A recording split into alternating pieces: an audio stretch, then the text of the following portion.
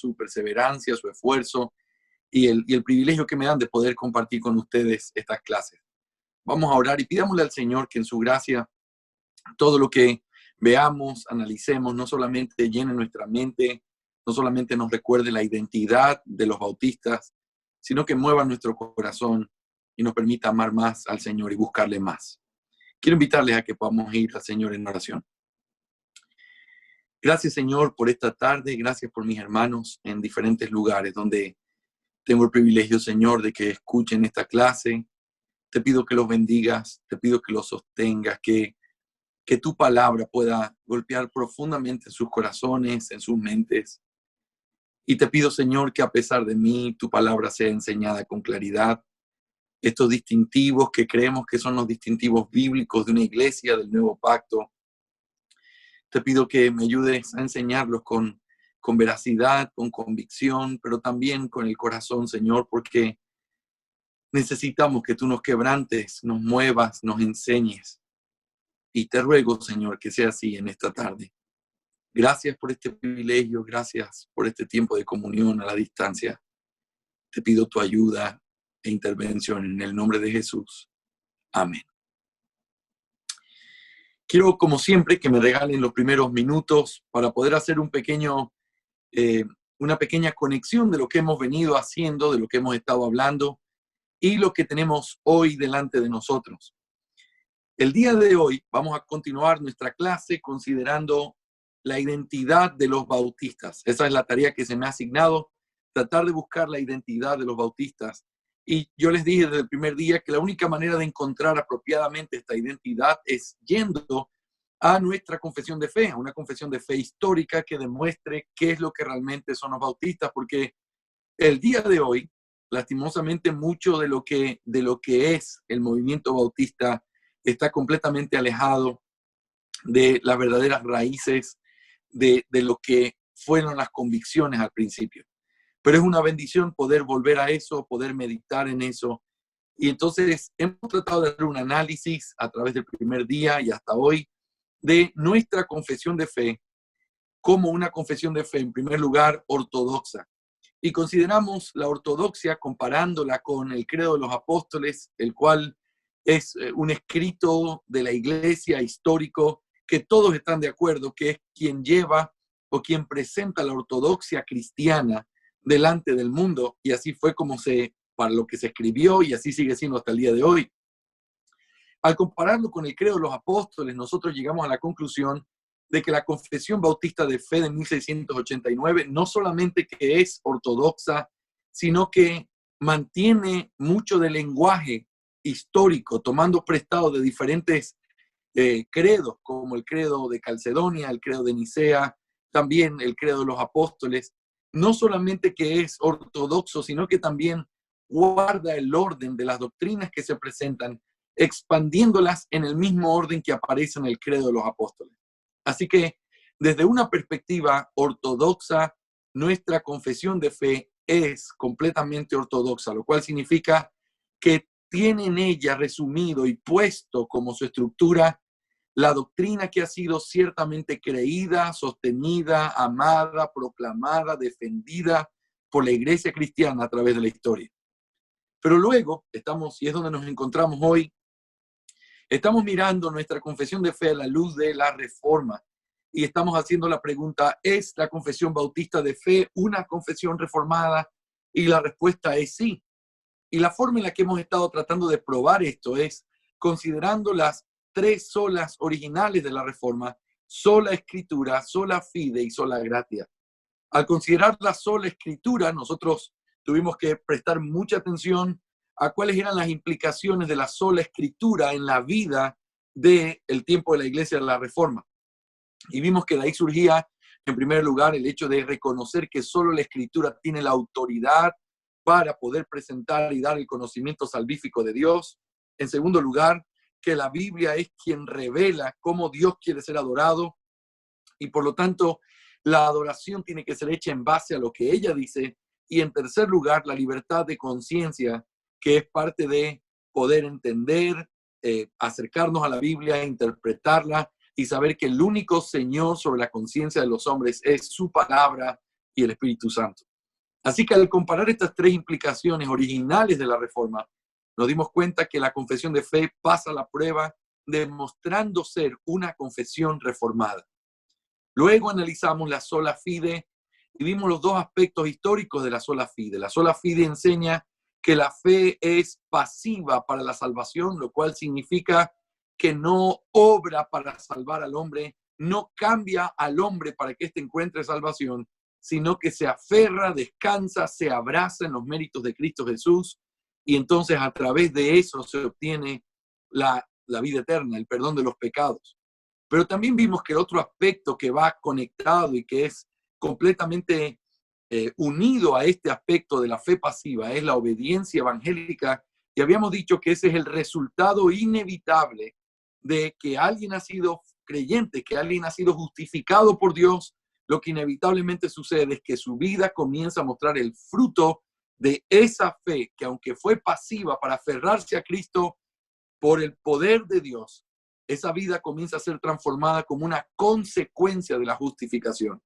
Así que lo probamos en la confesión de fe mirando estas dos verdades escriturales, y encontramos que precisamente se enseña que la fe es pasiva porque la fe descansa, se abraza de Cristo para salvación, pero en segundo lugar también la obediencia es activa como una consecuencia de esa fe. Así que habiendo probado esas dos cosas, también llegamos a la conclusión de que la confesión de fe es una confesión de fe reformada porque sostiene todos los lineamientos de la sola fide, que es, sin lugar a dudas, la doctrina más importante redescubierta en la Reforma. Pero finalmente, eso nos lleva a lo que estamos considerando y empezamos a considerar hace dos clases atrás, y eso es, o la clase anterior atrás, y eso es la sola gracia. La sola gracia es también un distintivo importantísimo de la Reforma, y que aunque dijimos que no se había elaborado o no se había comenzado el proyecto de la sola gracia en el tiempo de la Reforma, porque por muchos años se enseñó la elección incondicional, la redención particular, etcétera, y también Agustín enseñó la depravación del hombre. Todas esas cosas, aunque fueron estudiadas en la iglesia y en la historia de la iglesia y fueron desarrolladas aún desde el mismo Agustín, en el tiempo de la Reforma fueron sistematizadas. Y entonces vimos que la mayor exposición histórica de estas doctrinas de la sola gracia son los famosos cánones o los cánones de Dort, que es el resultado de esa reunión que hicieron para tratar de considerar todo este rechazo que las iglesias arminianas habían presentado en su tiempo. Así que empezamos la semana anterior a comparar cada una de las doctrinas de la gracia o de las doctrinas del canon de Dort en nuestra confesión de fe, y avanzamos mirando dos de ellas.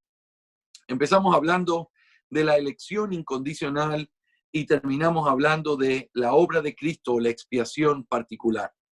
El día de hoy vamos a considerar las tres doctrinas más que están dentro de la sola gracia, y vamos a tratar no solamente de compararlas con la confesión de fe, sino también meditar en ellas y que ellas puedan traer gozo, paz, que puedan pastorear nuestro corazón al recordar lo que el Señor nos dice. Así que quiero invitarte a que puedas acompañarme si tienes tu apunte a la mano. Es la página 22, estamos en el punto 3, que es la depravación total. En el punto 3 de la depravación total, comienzo a leer nuestro apunte. La doctrina arminiana de la depravación del hombre es inconsistente y por lo tanto confusa.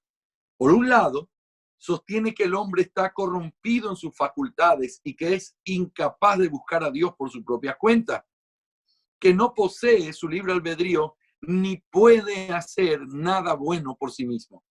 Sin embargo, al mismo tiempo, enseña que el hombre puede resistir al Espíritu Santo, que su elección es producto de la fe que Dios vio que ellos tendrían, y que el hombre puede caer de la gracia por negligencia de su propia voluntad.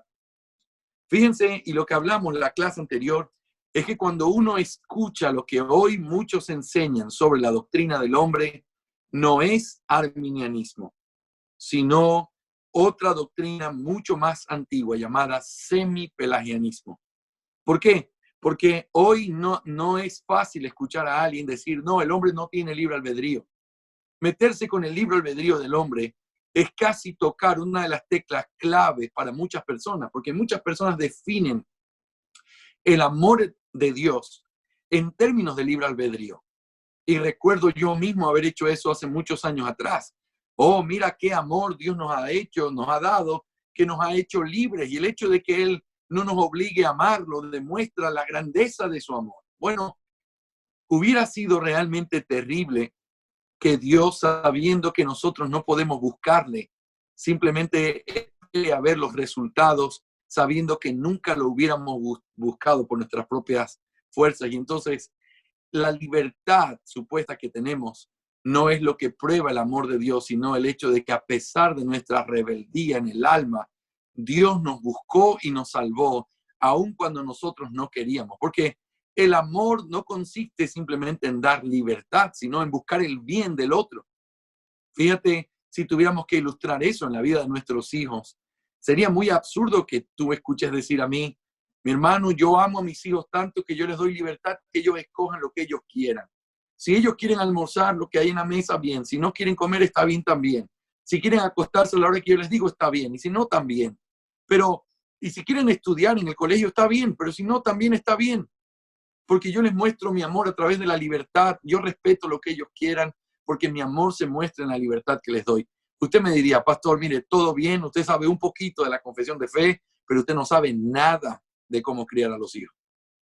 Porque a los hijos no se los cría así. A los hijos, la manera de mostrarles amor es diciéndoles, hey, aunque tú no quieras comer, te comes todo lo que está en tu plato. ¿Sabes por qué? Porque eso te hace bien. No te gusta, no lo disfrutas, pero a ti te hace bien. Y yo te amo por encima de tus berrinches, tu molestia y el hecho de que tú no quieras lo que te hace bien. Por lo tanto, es tan importante esta doctrina y es tan importante ponerla bien sobre el fundamento de nuestra teología, porque literalmente llegamos a distorsionar quién es Dios y cuáles son los principios con los que nosotros entendemos el amor que Dios le ha dado a los hombres. Hermanos amados, queridos amigos que hoy me ven, lo que tenemos que decir es, el amor de Dios no se basa en que haya hecho al hombre libre. El hombre es libre, pero lastimosamente en su libertad corrompida, el hombre es un esclavo en esa libertad. Por lo tanto, el amor de Dios se basa en que aún siendo enemigos de Dios, odiando a Dios, en nuestra libertad natural, aborreciéndolo con todo el alma, se basa en que Él no escuchó nuestra rebeldía, que Él no escuchó nuestro odio por Él, que Él no escuchó que preferíamos irnos al infierno antes que arrepentirnos. Él no se detuvo por eso. Aun cuando nosotros vociferábamos eso con toda nuestra ira, Dios tuvo misericordia de nosotros y nos amó, no tomándonos en cuenta los pecados y dándonos vida en Cristo Jesús. El amor de Dios está definido en su soberanía por encima de los pecados, en la libre voluntad de los hombres perversos que lo único que quieren es enemistad con Dios. Así que esta doctrina es importante. Y otra vez vuelvo a decir, estoy muy contento de todos los que están viendo nuestra clase. No sé cuáles son tus convicciones, pero yo quiero que escuches este ruego de mi parte. No te puedes equivocar en entender cuál es la condición del hombre delante de Dios. Lo que hoy la iglesia cristiana, muchas iglesias bautistas fundamentales, muchas iglesias evangélicas en todos lados proclaman es defender el libre albedrío del hombre a todo lo que se pueda, tratando de decir es que el hombre es libre y si Dios dice que puede, entonces es porque sí puede. No, el hombre no puede. Y eso es evidente en la Escritura. Y porque no puede, necesitamos de la gracia soberana de Dios. Así que lo que hoy hay en las iglesias se llama semipelagianismo, porque cuando hablamos nosotros de el arminianismo enseña de alguna manera muy inconsistente, pero enseña que el hombre no puede hacer nada, que el hombre no tiene libre albedrío y que el hombre necesita de Dios. Por lo tanto, hoy es difícil encontrar arminianos en todo el sentido de la palabra. En este punto, la mayoría de iglesias es semi-pelagiana. Pero entonces, ¿qué fue lo que respondieron los cánones de Dort a esa enseñanza arminiana de la depravación del hombre, que quiero recordarles por todo el comentario que hice, quizás olvidemos lo que leímos hace un momento. Lo que los arminianos decían es, el hombre está corrompido, el hombre es incapaz de buscar a Dios, el hombre no posee libre albedrío. Hasta ahí, perfecto. Pero al mismo tiempo dicen, el hombre puede resistir al Espíritu Santo, el hombre es escogido en base a lo que Dios previó que el hombre haría, y el hombre puede caer de la gracia si por su propia voluntad decide ser negligente a lo que Dios le ha dado. Entonces hay una inconsistencia. No es libre, pero tiene la capacidad de decidir aún su perdición o su salvación dentro de los parámetros. Si eso no es libertad, y entonces ¿cómo conectamos eso de que no tiene libre albedrío con esto de que sí puede elegir aún la vida o la muerte a través de su decisión? Así que es una inconsistencia. ¿Cómo fue que los cánones de Dort presentan la doctrina del hombre? Los cánones de Dort presentan la posición reformada con respecto al estado del hombre antes de la caída, después de la caída y cuando los hombres están en Cristo. Al igual que en las dos doctrinas anteriores, junto a los párrafos de los cánones, compararemos lo que la Confesión Bautista de Fe dice en cada uno de estos puntos para entender en qué consiste la enseñanza reformada de la depravación total del hombre. Vuelvo a repetir, quizás algunos están solo repasando esto que es muy conocido entre nosotros, otros quizás lo están aprendiendo. Lo que yo anhelo es que esto toque tu corazón, sea que tú ya lo sepas o sea que lo estés aprendiendo, que esto toque tu alma, porque de eso se trata.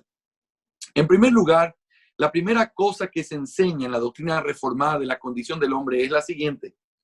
El hombre fue creado en un estado de integridad en el que contaba con facultades libres de pecado y de esclavitud.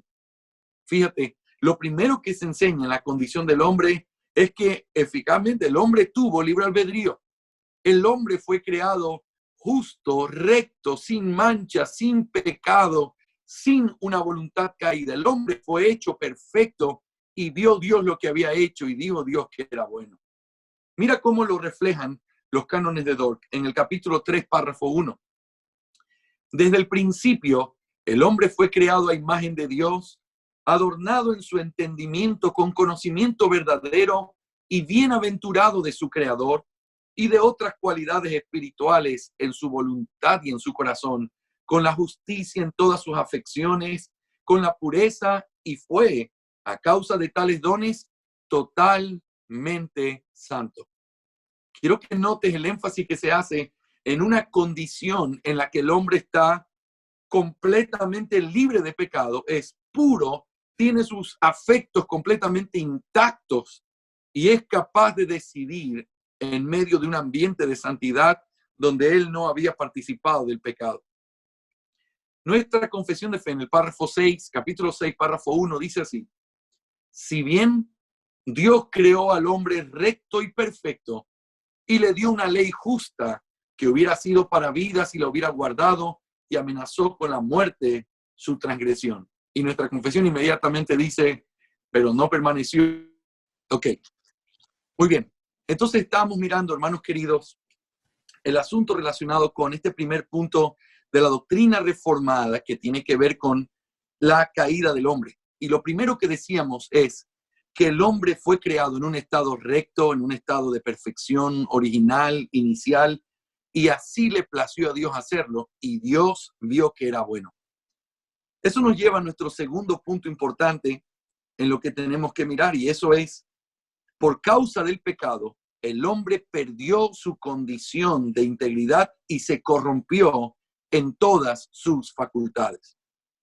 El hombre perdió su condición de integridad y se corrompió en todas sus facultades. Esto es uno de los asuntos esenciales en el entendimiento reformado de esta doctrina. El hombre era algo y evidentemente cuando pecó, perdió lo que era.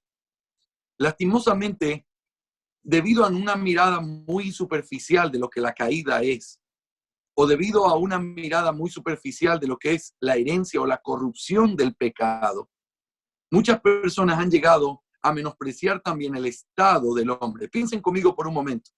Mientras más grave tú describes que es la caída, entonces más grave tú describes las consecuencias de esa caída. Si la caída no fue la gran cosa, entonces las consecuencias en el hombre no son la gran cosa tampoco. Muchas personas hablan de la caída, pero la miran desde una perspectiva en la que la caída simplemente afectó medianamente a los hombres. Tú sabes, históricamente hubo un hombre llamado Pelagio que fue, por decirlo así, un contrincante de la teología que Agustín enseñó. Y lo que Pelagio decía básicamente es que el hombre nacía en la misma condición que había nacido Adán, y que al nacer en la misma condición, lo único que Adán representaba era un mal ejemplo. Y entonces, al ser un mal ejemplo, lo que había que hacer es tratar de apartar al hombre del mundo, de los malos ejemplos, para que él pueda buscar a Dios. Según este razonamiento, los hombres podían ser salvos sin la gracia de Dios, porque como no tenían pecado y no heredaban pecado, entonces podían salvarse a través de sus propios méritos. Entonces, como tú entiendas lo que pasó en la caída y lo que el hombre perdió, entiendes y estableces el fundamento de tu convicción de la doctrina de la caída del hombre. ¿Qué era el hombre? Es tan importante como lo que ahora es el hombre producto de su caída. El hombre era perfecto. El hombre no tenía ninguna inclinación pecaminosa porque no había experimentado el pecado. El hombre tenía sus afectos completamente intactos. El hombre fue creado para amar a Dios y amar a su prójimo, y esa ha sido siempre la ley de Dios y siempre será esa la ley de Dios. Y fue creado para amar a su mujer, y fue creado para amar a sus hijos, y fue creado para adorar a su creador. Pero cuando el pecado entró, todo lo que era originalmente fue corrompido. Y por eso es importante entender esta segunda parte. El hombre perdió lo que tenía originalmente porque la caída es algo serio que tiene que ser visto con mucha seriedad por nosotros. ¿Y qué fue lo que pasó con el hombre en la caída? Los cánones de Dort dicen así en el capítulo 3, artículo 1. Pero aparcándose de Dios por insinuaciones del demonio y de su libre voluntad, se privó a sí mismo de estos excelentes dones y a cambio ha atraído sobre sí, en lugar de aquellos dones, ceguera, oscuridad horrible, vanidad y perversión de juicio en su entendimiento, maldad, rebeldía y dureza en su voluntad y en su corazón, así como también impureza en todos sus afectos. Fija como dice nuestra confesión de fe. Capítulo 6, párrafo 2. Por este pecado, nuestros primeros padres cayeron de su justicia original y de su comunión con Dios. Y nosotros en ellos, por lo que la muerte sobrevino a todos, viniendo a estar todos los hombres muertos en pecado, y escuche esto, y totalmente corrompidos en todas las facultades y partes del alma y del cuerpo. Aquí yo quiero hacerte una aclaración que es importante. La doctrina reformada se usa, o el nombre que se le ha dado para describir lo que el hombre es por causa de la caída, es depravación total. Yo estoy muy de acuerdo con el concepto de depravación total, pero sin duda puede traer algunas dudas cuando uno lo utiliza sin explicar. Cuando uno habla de depravado en nuestro lenguaje común y corriente, depravado tiende a pensarse como algo horrendo, malísimo, lo peor que hay en la tierra. Cuando tú hablas de un hombre depravado sexualmente, estás hablando de un hombre que está en la última condición, una condición que es deplorable, es un miserable delante de los ojos de Dios y de los hombres. Pero la palabra depravado tiene que ser entendido no como que cuando nosotros hablamos de esta doctrina estamos diciendo que el hombre es todo lo malo que podría llegar a ser. No, porque sin duda, y tú estás de acuerdo conmigo en eso, hay hombres en el mundo que son moralmente, externamente hablando, hombres buenos. Tú tienes hombres, sobre todo en este tiempo de cuarentena, vemos gente multimillonaria que da millones de dólares literalmente a la humanidad, porque no se lo están dando a una persona o algo tangible, sino dan dinero para que se averigüen sobre vacunas, sobre diferentes cosas, y tú dices, wow, esa gente no conoce a Cristo, esa gente no está en el cristianismo bíblico, esa gente no es salva, pero tiene unos rasgos de bondad. Bueno, la depravación del hombre no tiene problema con ese concepto de bondad externa. Porque definitivamente hay hombres en el mundo que externamente son buenos. Pero el término depravación total tiene que ver con la corrupción que hay en el hombre, que ésta llega a todo su ser. Es decir, no hay una sola parte del hombre que no haya sido afectada por la caída. Eso incluye, déjame explicártelo de esta manera, su mente. La mente del hombre fue creada para, al contemplar la creación, darle gloria al Creador. Al contemplar la creación, ver su excelente poder, su deidad, todos sus atributos. Para eso fue creado el hombre y por eso se le dio una mente, para que pueda razonar, pensar, llegar a conclusiones importantes que van aún más allá de lo que simplemente puede ver o tocar. Pero cuando el hombre cayó en pecado, su mente se depravó. Lo que eso significa es que su mente fue contaminada por el pecado, de tal manera que la triste realidad que encontramos hoy es gente que niega la existencia de Dios no por ignorancia, sino por completa rebeldía. Duele mucho el corazón, ahora que estamos haciendo algunas transmisiones en vivo con la iglesia. Hay personas que se dedican a poner comentarios ofensivos. Y uno dice, ¿cómo puede ser eso posible? Si no quieren escuchar, que no escuchen, pero ¿por qué ofender? ¿Por qué comenzar a decir, sí, son todos unos hipócritas y son todos estos? Y uno dice, espérate, ¿cuál es el problema contigo? El problema no es con nosotros, el problema no es con la fe cristiana, el problema que ellos tienen es con Dios. Y nuestro corazón debería dolerse con eso. Lejos de sentir molestia o fastidio, debería sentir misericordia. La gente no ignora el conocimiento de Dios, la gente aborrece a Dios sabiendo quién es Él, porque su mente fue pervertida por causa de la caída. Sus razonamientos ya no traen gloria a Dios. Sus razonamientos ya no buscan entender las cosas apropiadamente. Prefieren abrazar mentiras y quedarse con falsedades antes de abrazar la verdad. Lo mismo pasó con los afectos. Dios nos dio afectos, sentimientos para poder amar a Dios y amar a nuestro prójimo. Pero inmediatamente cuando el hombre cae, estos afectos fueron literalmente depravados. Porque los afectos del hombre, ahora en vez de amar a Dios, comenzaron a amarse a sí mismo. En vez de amar a su prójimo, comenzó a amarse a sí mismo. Y entonces, en vez de amar a Dios, comenzaron a utilizarlo como un amuleto, como una religión, como algo que simplemente satisface mis deseos. Y lo mismo pasa con las personas. En vez de amar al prójimo, utilizan a las personas como medios para alcanzar lo que ellos quieren, porque al fin del día, el corazón depravado de los hombres, en vez de amar a Dios y amar a su prójimo, se ama a sí mismo. Por eso, mis hermanos, el problema del hombre no está en la falta de autoestima. Eso es simplemente una reflexión importante. A veces los psicólogos dicen, oh, es que tú no tienes una buena visión de ti mismo, tienes una mala autoestima. No, el problema del hombre es que se ama demasiado a sí mismo. El problema del hombre es que se ama tanto a sí mismo que es capaz de matarse porque no quiere sufrir lo que está sufriendo, no quiere afrontar lo que tiene que afrontar y no le importa ni qué piensa Dios, ni qué va a pensar su madre, ni qué van a pensar sus hermanos, su esposo o su esposa, porque lo único que quieren es satisfacer lo que ellos anhelan. El problema de las drogas es exactamente el mismo asunto. Oh, pero es que yo no puedo porque es una necesidad. No, sí puedes. Sobre todo cuando después de recibir ayuda y limpiarte de todo eso que tu cuerpo demanda y estás libre para hacerlo, lo vuelves a hacer porque te amas tanto que no puedes privarte de recibir lo que tú anhelas recibir. Y lo mismo pasa con cualquier pecado. ¿Por qué pornografía? ¿Por qué adulterio? ¿Por qué egoísmo? ¿Por qué mentiras? La respuesta está radicada en el mismo lugar, el corazón del hombre.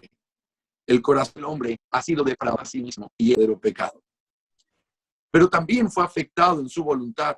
Y si tú recuerdas conmigo, Romanos capítulo 3 dice, citando el Antiguo Testamento, que los pies se apresuran para derramar sangre. En vez de que los pies se apresuren para ir, como en el Salmo 84 preciosamente se dice, para adorar a Dios y para estar en sus atrios y para estar adorándolo con todo el corazón, sus pies se apresuran a hacer el mal, a hacer daño, a causar conflicto, a lastimar a otros. Ese es el problema del corazón del hombre. ¿Por qué tenemos que decir todo esto? Porque estamos hablando, el hombre fue creado perfecto, pero es que el hombre fue creado de la caída, perdió esta perfección, refiriendo lo que ahora él es. Y de esta manera, todo lo que es fue depravado. De manera que él ya no posee lo que tenía, sino que ahora lo perdió del pecado. Esto está muy conectado a la respuesta relacionada con el libre albedrío. Muchas personas tratan de defender el libre albedrío. Y otra vez, siempre en teología el problema tiene que ver con definir términos. ¿Qué quieres decir con el libre albedrío? No, pues el hombre puede hacer lo que él quiera. Bueno, define lo que quieres decir. Porque hay que aprender a diferenciar entre libre albedrío y voluntad. El hombre tiene voluntad, pero el hombre no tiene la voluntad de hacer el bien que su alma necesita. El hombre puede hacer lo que quiera, pero no puede buscar el bien de su alma. Ahora, una vez, y esto es algo que siempre lo cuento cuando tengo el privilegio de enseñar esta clase, y es algo que aparece en el libro Escogidos por Dios del Dr. R.C. Sproul, que por cierto se los recomiendo con todo mi corazón. Ese libro es un libro básico, importantísimo, todos deberíamos leerlo. En ese libro, Escogidos por Dios, él da un ejemplo relacionado con la esclavitud del hombre. Y él dice algo como esto: para poder ilustrar el hombre en su esclavitud, tenemos que pensar en un hombre que está preso en una cárcel. Dentro de la cárcel, ese hombre tiene una especie de libertad. Por ejemplo, él decide si se para, si se sienta, si se golpea contra la pared o si se acuesta a dormir. Él decide lo que hace. Y en ese sentido, él tiene voluntad, él tiene una libertad. Pero la libertad de este hombre está limitada a su condición de prisión en la que se encuentra. Él tiene libertad para hacer lo que quiera dentro de su esclavitud, porque no tiene la libertad para salir de esa prisión. Él tiene la libertad de saber cómo vive en esa cárcel, pero no de si se queda o se va. Eso no es algo que él puede decidir. Lo mismo pasa con el hombre. El hombre tiene libertad y tiene voluntad en ese sentido. Todos los hombres que rechazan a Dios lo rechazan porque en su voluntad no quieren saber nada con él. Todos los hombres pecan porque en su voluntad quieren vivir así y lo hacen porque es su naturaleza. Pero cuando hablamos de la libertad o del libre albedrío, estamos hablando de algo que el hombre no tiene, no puede tener porque lo perdió el día que cayó.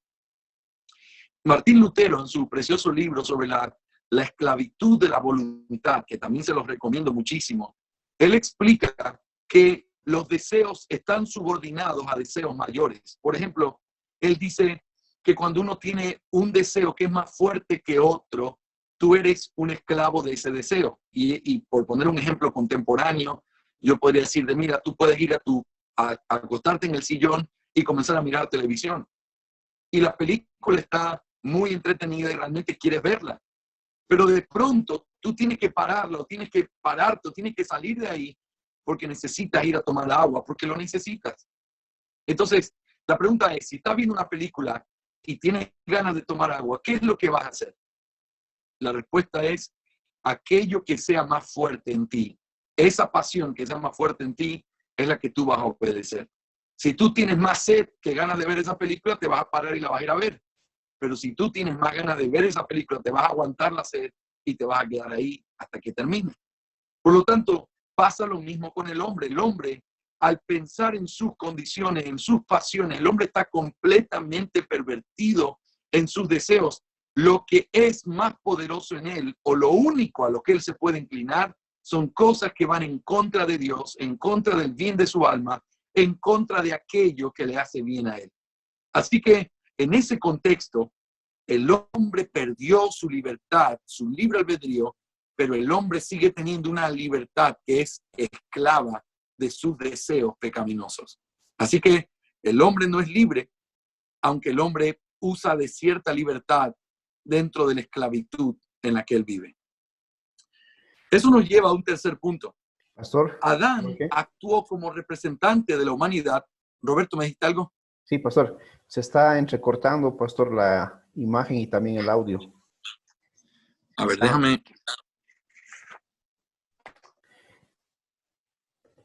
déjame ver si hay mejora. ¿Mejora un poco ahí? Sí, creo que sí, mucho mejor, pastor. Sí, lo conecté al Wi-Fi otra vez. Si se cae, me avisas para ponerlo con los datos otra vez. Ok, pastor. Muy bien, les pido disculpas a todos por esta parte técnica, pero una forma en que no se me duerman también. Muy bien, eso nos lleva a una tercera cosa y eso es que Adán actuó como un representante de la humanidad, acarreando sobre la humanidad todo lo que él decidió con respecto al pecado. Esta es una doctrina sumamente importante cuando estudiamos la doctrina del pecado, porque preguntarse cómo afecta el pecado de Adán a la humanidad es lo que te trae luz sobre todas las cosas prácticas y teológicas que tú puedas creer. Lo que pasó con Adán, ¿qué tanto afectó a los hombres? Bueno, la Biblia enseña que Adán actuó como una cabeza federal o como un representante de toda la humanidad. Mira cómo lo dicen los cánones de la caída. Dios también procreó, es decir, corruptos, estando él corrompido de tal manera que la corrupción, según el justo juicio de Dios, pasó de Adán a todos sus descendientes. ¿Ves? Por causa de su pecado, su corrupción se llevó a toda su descendencia. En nuestra confesión de fe, en el párrafo 2 del capítulo 6, dice: por este pecado nuestros primeros padres cayeron de su justicia original. Y luego dice: y nosotros en ellos, por lo que la muerte sobrevino a todos, viniendo a estar todos los hombres muertos en pecado y totalmente corrompidos en todas las facultades y partes del alma y del cuerpo. Esta doctrina es importante. El hecho de que Adán actuó como un representante de la humanidad significa que lo que él decidió afectó a todos aquellos a los que él representaba. Como cuando hablamos de alguien que representa legalmente a otra persona. Digamos que tú no puedes salir de tu casa por la cuarentena y tienes que hacer un asunto legal. Entonces tú firmas un papel y hay un hombre, un representante que va legalmente en tu nombre y él te está representando a ti. Literalmente lo que él hace, lo recibes tú. Ahora, esto es una ilustración pequeña, pero que trata de servir para entender cuál es la idea detrás de esto. Adán actuó legalmente como representante tuyo y mío porque él era el padre de la humanidad. Dios hizo un pacto con los hombres a través de Adán en el cual le prometía una existencia mucho más perfecta e inmutable que la que había recibido al ser creado, y también lo advirtió de muerte y de condenación en caso de que desobedeciera. Adán desobedeció y por lo tanto al quebrar el pacto con Dios, todos los hombres lo quebramos en él. Me encanta cómo nuestra confesión de fe utiliza la expresión nosotros en ellos, nosotros en ellos. Adán, al ser nuestro representante, él hizo, y lo que él hizo afecta directamente como que si nosotros lo hubiéramos hecho. Hay dos pensamientos que a veces vienen a la mente cuando se habla de esta doctrina. Número uno, alguien podría decir: pastor, pero yo no entiendo por qué Adán tuvo que haberme representado. Yo me podía representar a mí mismo. Yo puedo pararme delante de Dios y hacer esto. ¿Por qué tengo que pagar por la culpa de otro? Bueno, la respuesta más sabia a esa pregunta podría ser: porque si el mejor de nosotros, en la mejor condición, en una que nosotros no conocemos, en el mejor de los lugares y con la mejor condición moral, no fue capaz de obedecer a Dios, te aseguro que ni tú ni yo lo hubiéramos podido hacer tampoco. Si el mejor de nosotros no pudo, entonces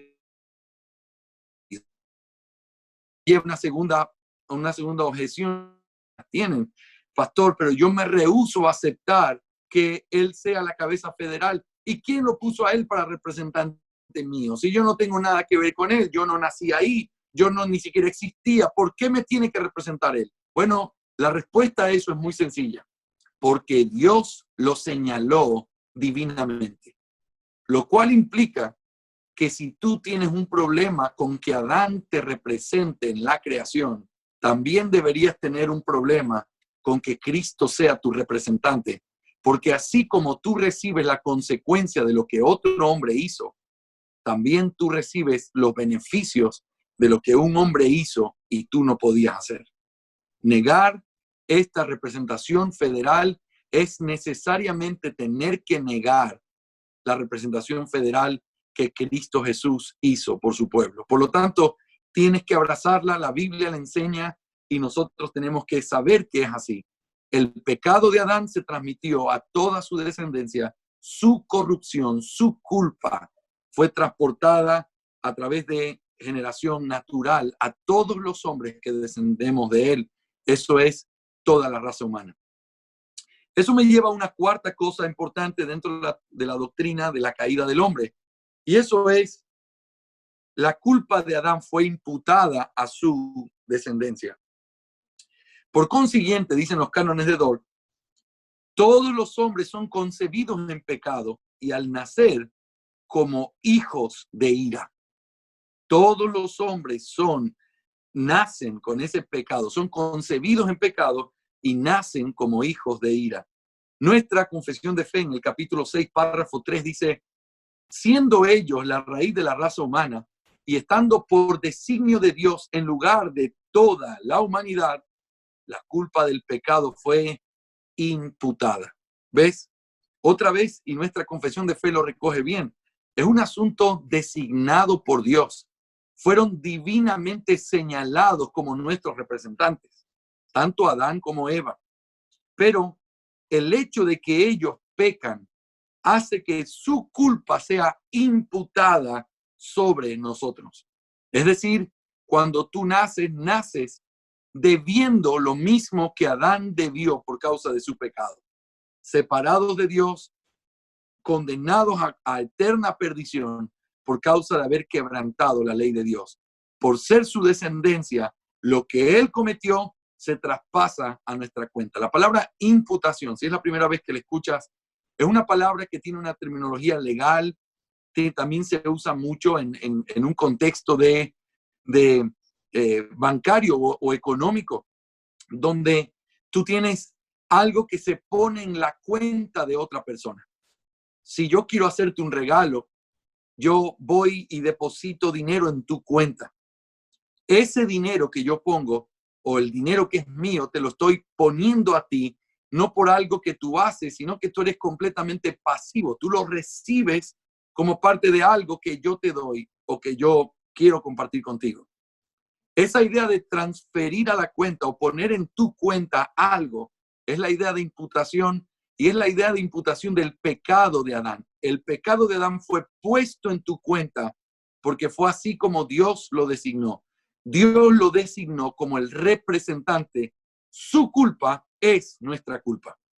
Pero eso nos lleva a una quinta cosa dentro de esta doctrina y eso es que la corrupción de Adán fue transmitida a su descendencia. Fíjate, no solamente la culpa de Adán fue imputada, sino que también la corrupción de Adán fue transmitida. Y hay una diferencia en eso.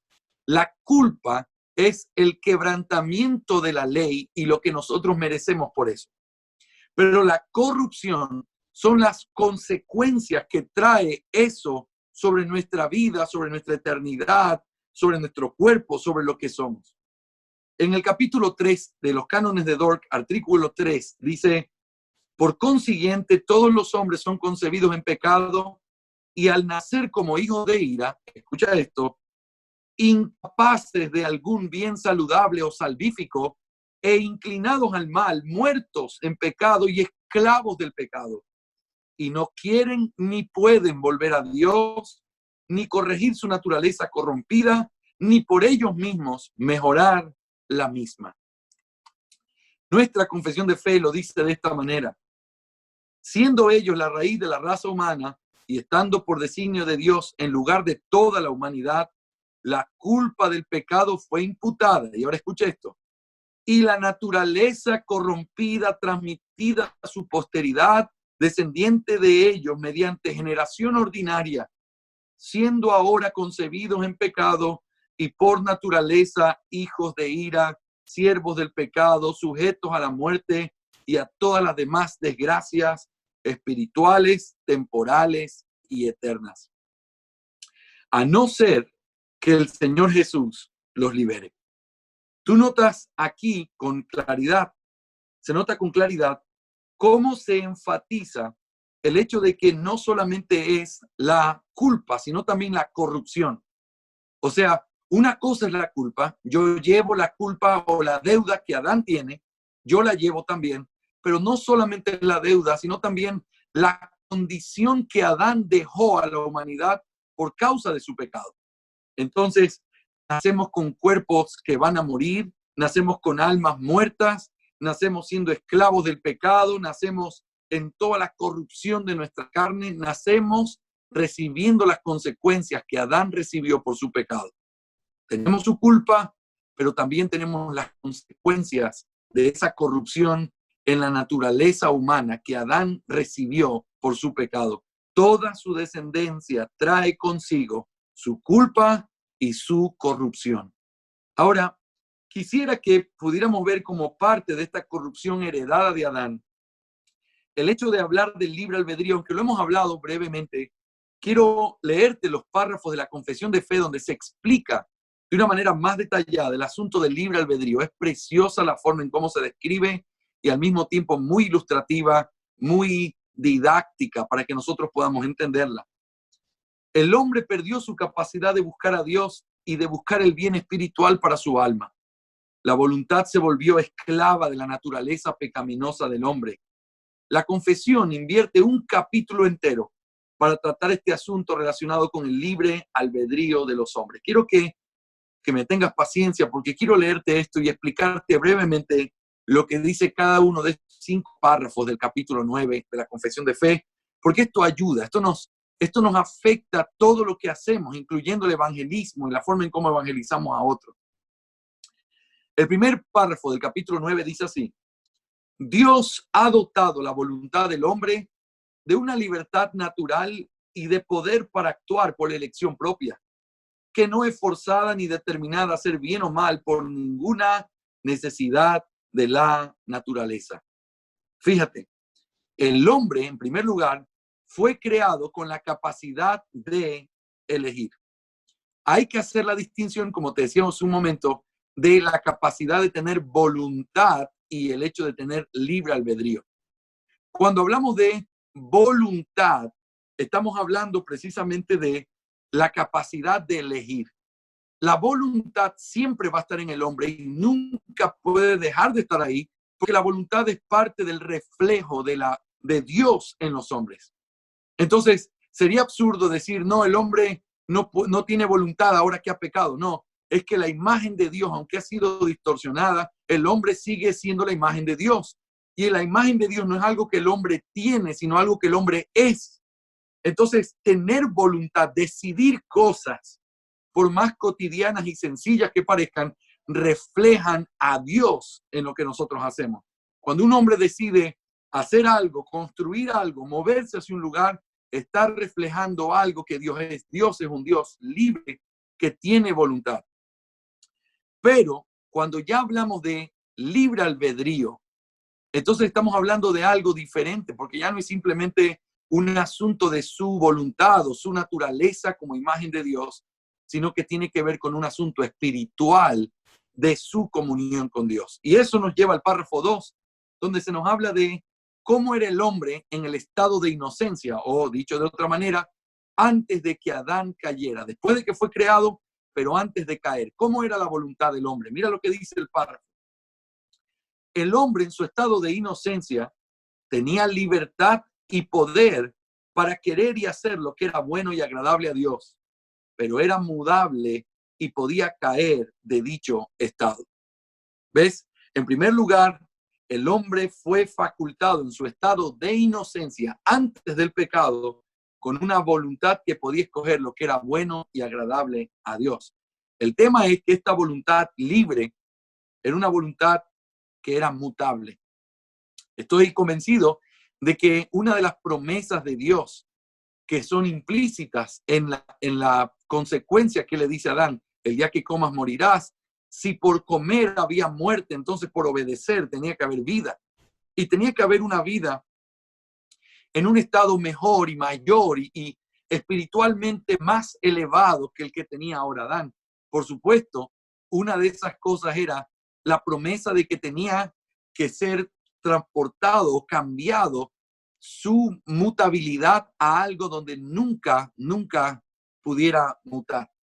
Así que eso es parte de esas promesas, una voluntad que ya no mutara. Lastimosamente, por ese factor mudable es que el hombre cayó en pecado, por su propia voluntad, aún siendo completamente libre. Pero eso me lleva a el hombre después del estado de la caída. Después, decir, ¿cómo es el hombre después de que cayó? Mira lo que dice el párrafo 3. El hombre por su caída en un estado de pecado ha perdido completamente toda capacidad para querer cualquier bien espiritual que acompañe la salvación. Por consiguiente, como hombre natural que está enteramente opuesto a este bien y muerto en el pecado, no puede por sus propias fuerzas convertirse a sí mismo o prepararse para ello. Y eso nos habla de la voluntad esclavizada. El hombre fue hecho con una voluntad libre, pero cuando pecó, su voluntad fue esclavizada. Esclavizada a su condición natural. Ahora es un hombre muerto, ciego, incapaz de buscar el bien para su alma, incapaz de convertirse por sus propias fuerzas o de preparar su alma para eso. Pero eso nos lleva a otro estado. Ahora alguien podría preguntar, muy bien, ya entendí, hay una diferencia entre voluntad y libre albedrío, está claro. Ahora, cuando hablamos de libre albedrío, decimos que esa voluntad era libre en el estado de inocencia, claro. Pero luego, cuando pecó, se perdió la voluntad o la libertad de esa voluntad y la voluntad se volvió en un esclavo. Eso es correcto. Pero ahora, ¿qué pasa con aquellos que ahora están en Cristo? ¿Siguen siendo esclavos? ¿Siguen teniendo su voluntad esclavizada? Mira cómo contesta la confesión de fe eso en el párrafo 4 del capítulo 9. Cuando Dios convierte a un pecador y lo traslada al estado de gracia, lo libra de su servidumbre natural bajo el pecado y por su sola gracia lo capacita para querer y obrar libremente lo que es espiritualmente bueno. Sin embargo, por razón de la corrupción que todavía le queda, no quiere ni perfecta ni únicamente lo que es bueno, sino que también quiere lo que es malo. Yo le he puesto de subtítulo a esto una voluntad renovada. Fíjate, renovada porque de alguna manera volvemos a recibir la capacidad de escoger el bien para nuestras almas. Cuando uno conoce al Señor, el Señor te libra de esa esclavitud. Ahora somos libres, libres para obedecer, libres para hacer lo que antes no podíamos hacer porque éramos esclavos. Ahora, en esa libertad, por causa de la naturaleza remanente de pecado que sigue en nosotros, aunque podemos escoger el bien y queremos escoger el bien, también nuestro corazón, que sigue siendo corrupto en parte y que sigue teniendo un resto de esa humanidad caída, sigue buscando también aquellas cosas que no son buenas. Por eso hay una lucha en nuestros miembros, hay una lucha en nuestro corazón, y Pablo tiene que decirnos, por eso cada día muero y quiero morir con Cristo y lo que me queda de la vida, vivirlo para Él. Y por eso nos pide que tengamos que quitarnos el viejo hombre y vestirnos del nuevo. ¿Por qué? Porque es un conflicto real. El creyente verdadero está en una lucha real, en una lucha en la cual él tiene que mostrar su obediencia al Señor, haciendo lo que quiere hacer, porque él anhela hacer el bien, pero matando a su propio yo, porque su corazón perverso todavía quiere también el mal. Pero eso nos lleva a una última pregunta. ¿Y cómo es entonces la voluntad cuando ya estemos en la gloria? Y a esa voluntad le he puesto por subtítulo una voluntad perfecta. Mira lo que dice el párrafo 5. Esta voluntad del hombre es hecha perfecta e inmutablemente libre solo para el bien, únicamente en el estado de gloria. Finalmente, un día nosotros tendremos una voluntad completamente libre para hacer solo el bien y ya no pecar. Hay una frase que el doctor Barcelo siempre la repite y es una frase importante para el entendimiento de esta verdad. Y él dice, lo que nosotros ganamos en Cristo es mayor a lo que nosotros perdimos en Adán. Y esa frase teológica es una frase bien importante, porque si bien cuando una persona conoce al Señor y es perdonado por Él, no volvemos a la misma condición que Adán, porque ahora nosotros tenemos pecado. Adán no tenía pecado. Pero cuando nosotros estemos en la gloria, tampoco tendremos la condición de Adán, porque nuestra voluntad será inmutable, no como la voluntad de Adán, que era mutable y se podía corromper. Por lo tanto, al final de cuentas, el segundo Adán trae como consecuencia lo que el primer Adán nunca tuvo, lo que pudo haber alcanzado si hubiera obedecido, pero nunca lo logró. En el estado natural en el que él fue creado, simplemente lo perdió. Nosotros nunca volvemos ahí, pero lo que logramos por Cristo es mayor que el estado natural en el que Adán fue creado. Así que eso nos ayuda a entender un poco el concepto de la voluntad y todo este tema relacionado con la corrupción. Muy bien, eso nos lleva entonces a considerar la doctrina de la gracia número 4, que es la gracia irresistible, que también va siempre conectada con el llamamiento eficaz.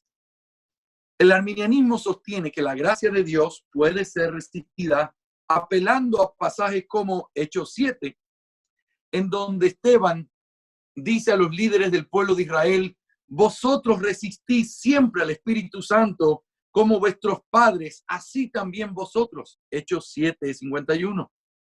Definitivamente en este pasaje, como en muchos otros, pareciera que es posible resistir al Espíritu Santo, pero entonces, ¿qué quiere decir la teología reformada cuando habla de la gracia irresistible?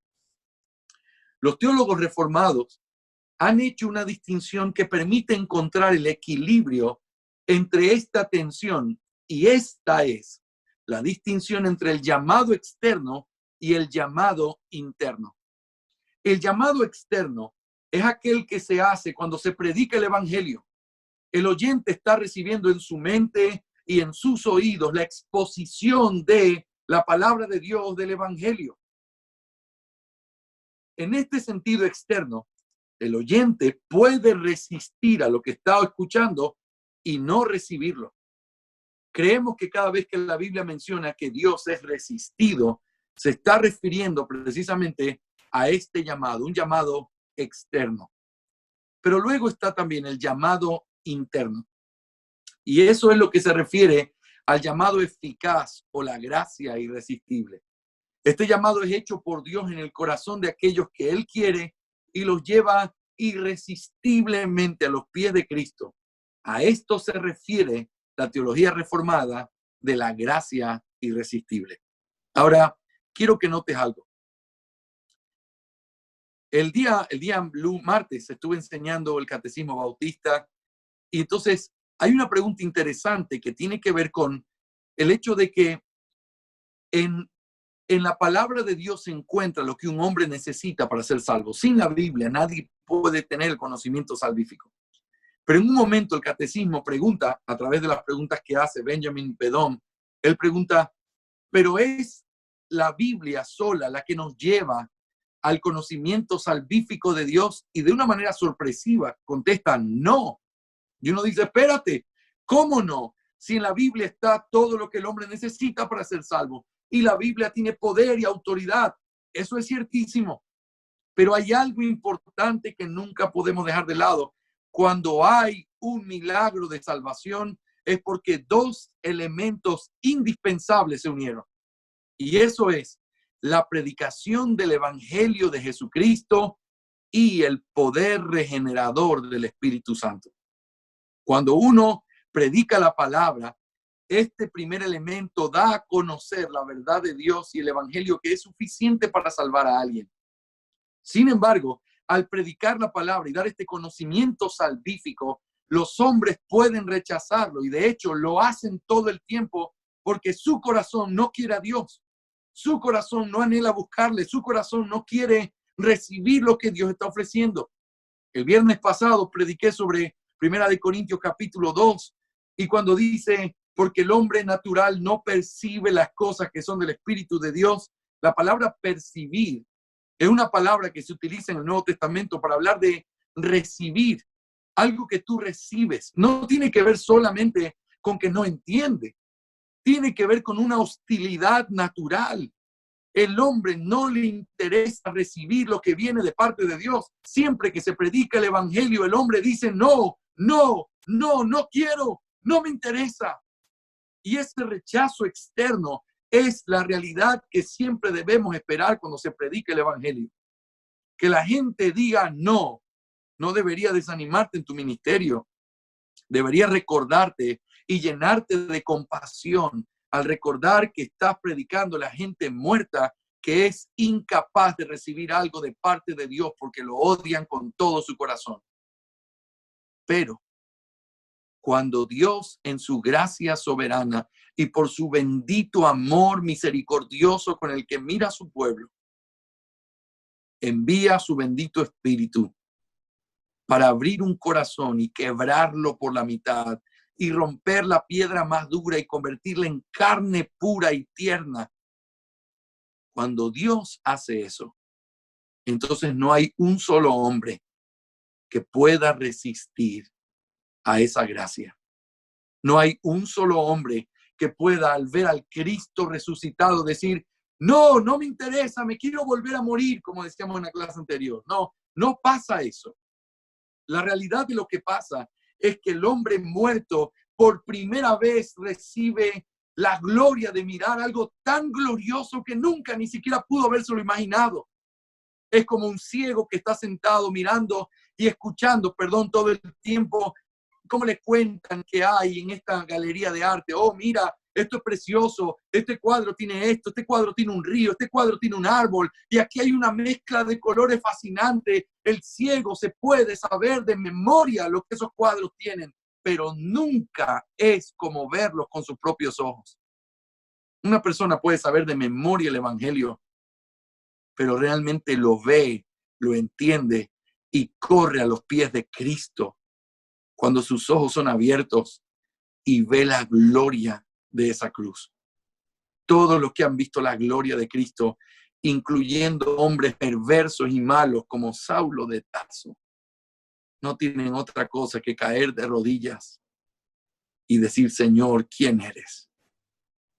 Así que el Dios de la Biblia no es un Dios que toca la puerta como un caballero y que espera que un muerto que no puede abrir la puerta se la abra algún día. Eso sería ser despiadado. Eso sería un Dios perverso. Eso sería un Dios que sabiendo que no pueden, no hace nada para que ellos lo puedan hacer. Qué diferente es cuando uno entiende al Dios de la Biblia como un Dios que por el gran amor con que nos amó, estando muertos en nuestros delitos y pecados, nos dio vida juntamente con Cristo. Porque por gracia somos salvos por medio de la fe. Y esto no de nosotros, sino que es un regalo de Dios. Cuando uno entiende esa verdad, puede exaltar la gloria de ese poder que no respetó mi necedad, que no respetó mi rebeldía, que no respetó la dureza de mi corazón, sino que me abrazó con brazos más fuertes que los míos. Me miró a los ojos y me sopló en la nariz aliento de vida, de manera que pude ver a sus ojos por primera vez y ver su gloria y caer rendido a sus pies. Por eso hay que entender correctamente estas doctrinas, porque de quien estamos hablando es de Dios y de su carácter. No hay nada que Dios quiera hacer y que no lo pueda hacer, porque alguna criatura ostentosa y altanera piensa que puede ponerse en su camino y evitar hacer lo que Él quiere hacer. Él va a salvar y no hay un corazón, no hay una puerta, no hay ninguna dureza, no hay ninguna fortaleza, no hay ninguna torre que pueda levantarse y presentar guerra delante de un Dios victorioso que hace como Él quiere en el ejército de los cielos y en la tierra, y que no hay quien detenga su mano ni le pregunta, ¿qué haces? Él es el Dios soberano, y en ese Dios es en quien nosotros confiamos, y de ese Dios habla este evangelio. Una vez, el bendito R.C. Sproul, ese es un santo de la iglesia, realmente es un regalo de Dios para nosotros, lo fue. Él dijo una vez, qué bendición cuando uno lee en Romanos 9, que no depende del que quiere ni del que corre. Arminianos y muchos hermanos el día de hoy, eso es un texto molestoso, porque ¿cómo puede ser? O sea que si alguien quiere buscar a Dios y Dios no lo busca a él, entonces no puede ir. O sea que alguien vaya a tocar las puertas de los cielos, pero Dios va a decir, no, yo no te escogí, así que no vas a ser salvo. No, ese no es el punto.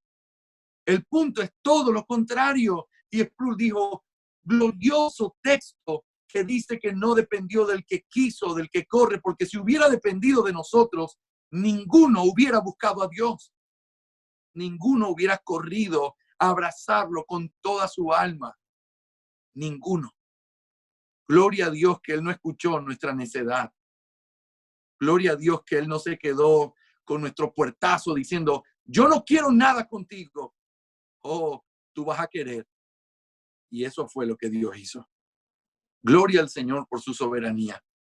Y gloria al Señor porque Él no hace lo que nosotros decimos, sino lo que es conforme a su bendita voluntad. Eso tiene que llevarnos a adorarlo. Eso tiene que llevarnos a tener un corazón gozoso. No es por ti, mi hermano, no es por mí. Fue una gracia irresistible, más fuerte que nuestros pecados, más fuerte que nuestra resistencia, más fuerte que nuestra muerte espiritual, la que nos dio vida y nos abrió los ojos para ver la gloria de Cristo. La pregunta entonces es, ¿qué es lo que enseña la teología reformada con respecto a la gracia irresistible o al llamado eficaz? Bueno, algunas cosas. En primer lugar, el llamado eficaz es una obra de Dios en la vida de aquellos que Él escogió. Esto es una conexión bien importante. Mira cómo dicen los cánones de Dort, ahí en tu apunte, estoy en la página 26. Pero que otros, siendo llamados por el ministerio del Evangelio, acudan y se conviertan, no se tiene que atribuir al hombre como si él, por su propia voluntad, se distinguiese a sí mismo de los otros que son provistos de gracia igualmente grande y suficiente, lo cual sienta la vanidosa herejía de Pelagio, sino que se debe atribuir a Dios, quien al igual que predestinó a los suyos desde la eternidad en Cristo, así también llama a estos mismos en el tiempo, los dota de la fe y de la conversión y salvándolos del poder de las tinieblas, los traslada al reino de su Hijo. Gloria al Señor. Mira cómo lo dice nuestra confesión de fe de una manera más resumida, capítulo 10, párrafo 1. Aquellos a quienes Dios ha predestinado para vida, tiene a bien en su tiempo señalado y aceptado llamar eficazmente. Y nota, por su palabra y espíritu. Entonces, Dios llama. ¿Pero a quiénes son los que Dios llama? Dios llama a los que Él escogió. Y esto está claro cuando nosotros encontramos ese llamamiento especial, eficaz, del cual estamos hablando en Romanos capítulo 8, a los que Él conoció, los llamó. También Romanos 8, 28, los que aman a Dios, todas las cosas les ayudan a bien. Esto es decir, los que aman a Dios son los que conforme a su propósito son llamados. Hay una restricción en el llamamiento, una restricción que los versículos siguientes nos enseñan, que es una restricción hacia aquellos que Él predestinó, que Él conoció de antemano, que Él quiso salvar. Así que el llamado es una obra de Dios en la vida de aquellos que Él escogió. Eso me lleva a un segundo punto rápidamente en esta doctrina. También se nos enseña en la teología reformada que el medio que Dios utiliza para llamar eficazmente a sus escogidos es la obra del Espíritu Santo en la predicación del Evangelio.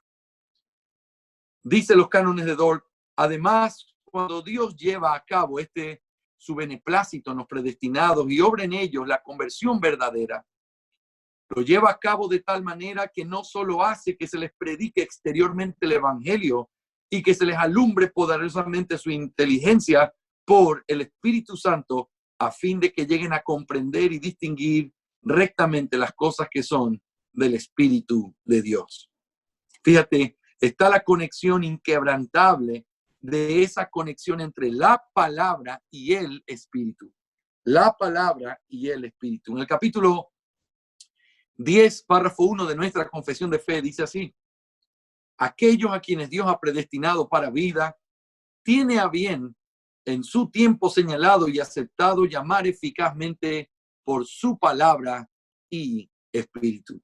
Por su palabra y espíritu. Muy bien, yo quiero, antes de avanzar al punto número 3 y seguir avanzando en nuestra clase, yo quisiera llevarte a reflexionar conmigo en algo bien importante que tiene que ver directamente con la forma en la que nosotros predicamos el Evangelio.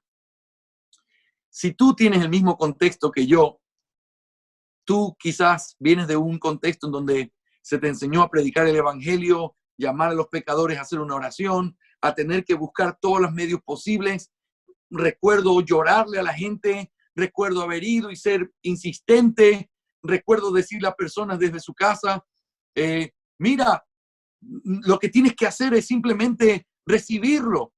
Y entonces de esa manera, cuando nosotros, si tú recibes esto, el Señor te lo va a dar por gracia, el Señor te lo va a dar, solo tienes que recibirlo. Él no te pide nada, Él no te pide una iglesia, no tienes que hacer nada, solo tienes que creer en Él. Y entonces ese énfasis en ese aspecto humano de tratar de convencer es una de las cosas que realmente golpea el alma y la vida de la forma en cómo nosotros predicamos el Evangelio y nos lleva a hacer algo completamente humano. Quiero decirte esto. Dentro de la predicación del Evangelio nuestra, en esta teología reformada, hay muchas deficiencias porque precisamente no nos sentamos a meditar sobre estas verdades. ¿Debemos rogarle a los hombres? La respuesta es sí. ¿Debemos explicarles la verdad con llanto si es necesario, pero mostrarles la verdad de Cristo? La respuesta es sí. Pero ¿qué es y cuál debe ser nuestra confianza? Nuestra confianza no debe ser el hecho de le prediqué una buena hora, parecía que sí estaba bien, parecía que sí escuchó todo, pareciera que hizo una oración, pareciera que la confianza que debemos tener es en la verdad del Evangelio que predicamos. La confianza que tenemos que tener descansa en el poder del Espíritu Santo, que es quien obra, transforma y salva a esos hombres. Entonces, en vez de aferrarnos tanto a la parte humana de la gente, de convencerla, de orar por eso, ¿qué pudiera hacer para convencerlo? Deberíamos pasar más tiempo clamando al Señor por ellos, porque lo que ni tú ni yo podemos hacer en 50 años, insistiendo todo el tiempo a través de métodos humanos, Dios lo puede hacer en un segundo, tocando su corazón. Por eso, nunca dejes de orar por alguien. Por eso, nunca dejes de predicarle a alguien. Pero al mismo tiempo, aprende a confiar y a descansar en lo que tienes que descansar. No, es que esta es una buena persona. Él sí me escuchó. No, esa no es la confianza. No, es que le prediqué. No, es que yo sentí, pastor, la forma en que se lo prediqué fue excelente, fue clarísimo. No confíes en eso. Tu confianza tiene que estar en la obra transformadora, poderosísima del Espíritu Santo y en la obra de predicar la palabra fielmente. Ese es tu trabajo. Predica la verdad. No, espero que ahora sepas que no se puede predicar el Evangelio en 5 minutos y que el Evangelio no es un asunto de algo que tocas una puerta y le dices como que fuera una vacuna resumida en 3, 4 palabras y te vas. No, el método del evangelismo tiene que ser un método de sentarte, enseñarle a las personas, como Cristo lo hizo, empezando en el antiguo, llevándolos al nuevo, mostrándoles la gloria de su venida para que ellos entiendan su necesidad de Él y puedan ser iluminados para la salvación. Tu responsabilidad es ser fiel en predicar la verdad, y tu confianza no está en ti, sino en la obra bendita del Espíritu Santo. Esa confianza tenemos que transportarla a nuestros hijos. Predícales la verdad, predícales la verdad, y no dejes de hacerlo, y no dejes de confiar y de rogarle al Señor que lo salve. Esa debería ser nuestra forma, nuestro entendimiento con respecto al evangelismo práctico en un tema tan importante que golpea esa realidad. Si tú no entiendes bien y si yo no entiendo bien el asunto relacionado con la depravación del hombre, nuestro error va a ser muy grave al predicar el evangelio. Y si no entendemos de la misma manera lo que tiene que ver con esta gracia irresistible, entonces tampoco hay mucha esperanza al hacerlo, porque vamos a invertir nuestro esfuerzo, nuestro tiempo, nuestra esperanza en lo que no tenemos que invertirlo. Quiero animarte el día de hoy a que disfrutes del ministerio que Dios nos va para hacer. Disfruta de predicar la verdad, disfruta de proclamarla, disfruta de ser fiel y no te afanes por cosas que no vienen por ti ni son gracias a ti, sino por la obra preciosa de un Dios soberano. Esa es mi confianza y quiero animarte a que sea la tuya también todos los días. Ahora tengo que decírtelo, todos los días tengo que volver a poner eso como mi confianza. Porque cuando veo que la gente no llega a la iglesia, o cuando veo que estoy predicando pero no hay conversiones, o por lo menos no que yo las pueda ver, uno tiende a desanimarse. Pero recuerda esto, el Señor le pidió a Ezequiel que predique en un valle de huesos secos. Y esa sigue siendo la misma verdad hoy. No esperes que te aplaudan. No esperes que te digan, qué bien hiciste esto, qué bien predicaste tal cosa a las personas del mundo. He tenido la oportunidad de predicar en muchos lugares, sobre todo familias, etcétera. Gente que me conoce desde que soy un niño. Y mi corazón se entristece cuando dicen, ¡ay, Jorgito, qué lindas esas palabras! Me hicieron pensar. Y uno está pensando, no quiero que me agradezca. Como quisiera que esto confrontara su alma.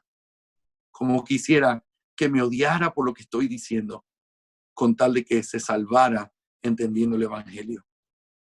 No te desanimes por los resultados temporales. Sé fiel, sé un predicador apasionado. Habla a todos de Cristo todo el tiempo. Vuélveles a recordar la gloria de la cruz. Pero confía en que esa obra bendita es una obra de Dios. Hay muchísimo más para decir y por eso voy a seguir el consejo del pastor Roberto, que me pide que paremos aquí la clase y que podamos continuar la próxima semana considerando algunas de las cosas que tenemos que todavía ver en estas doctrinas.